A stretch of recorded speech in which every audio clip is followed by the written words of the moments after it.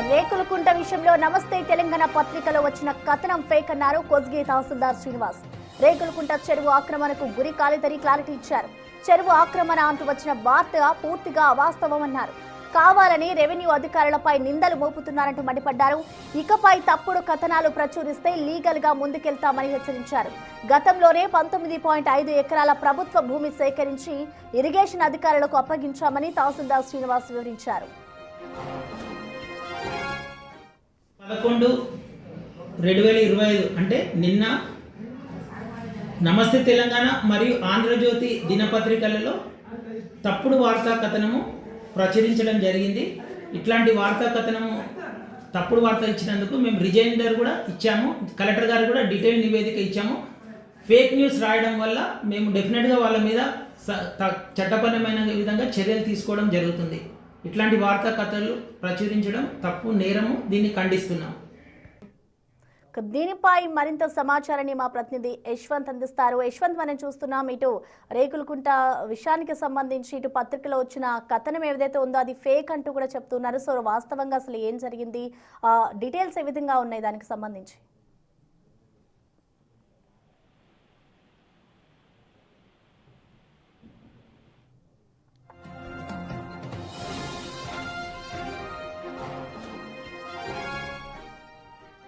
రేకులకుంట విషయంలో నమస్తే తెలంగాణ పత్రికలో వచ్చిన కథనం ఇటు ఫేక్ అంటూ కొస్గి తహసీల్దార్ చెప్తూ ఉన్నారు. రేకులకుంట చెరువు ఆక్రమణకు గురి కాలేదు అంటూ కూడా ఆయన క్లారిటీ ఇస్తూ ఉన్నారు. చెరువు ఆక్రమణ అంటూ వచ్చిన వార్తగా పూర్తిగా అవాస్తవమన్నారు. కావాలని రెవెన్యూ అధికారులపై నిందలు మోపుతున్నారు అంటూ ఆయన మండిపడుతున్నారు. ఇకపై తప్పుడు కథనాలు అంటూ కూడా ఇటు తహసీల్దార్ హెచ్చరిస్తున్నారు. గతంలోనే 19.5 ఎకరాల ప్రభుత్వ భూమి సేకరించి ఇరిగేషన్ అధికారులకు అప్పగించామని తహసీల్దార్ శ్రీనివాస్ వివరించారు. సో ప్రస్తుతం ఏదైతే నమస్తే తెలంగాణలో ఆ భూమికి సంబంధించి కథనాలు వచ్చాయో అదంతా ఫేక్ ప్రచారం అంటూ తహసీల్దార్ అయితే క్లారిటీ ఇస్తున్నారు. దీనిని కావాలని ఇరిగేషన్ అధికారులపై తప్పుడు ప్రచారం చేయాలనే ఉద్దేశంతోనే నమస్తే తెలంగాణ పత్రికలో ఈ కథనం వెలువడింది అంటూ కూడా ఆయన చెప్తూ ఉన్నారు.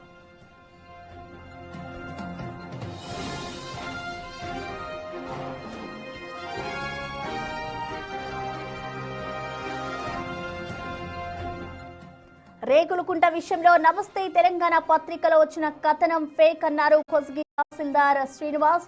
రేకులకుంట చెరువు ఆక్రమణకు గురి కాలేదని ఆయన క్లారిటీ ఇచ్చారు. చెరువు ఆక్రమణ అంటూ వచ్చిన వార్త పూర్తిగా అవాస్తవమన్నారు. కావాలని రెవెన్యూ అధికారులపై నిందలు మోపుతున్నారంటూ ఆయన ఫైర్ అయ్యారు. ఇకపై తప్పుడు కథనాలు ప్రచురిస్తే లీగల్ గా ముందుకెళ్తామని హెచ్చరిస్తున్నారు.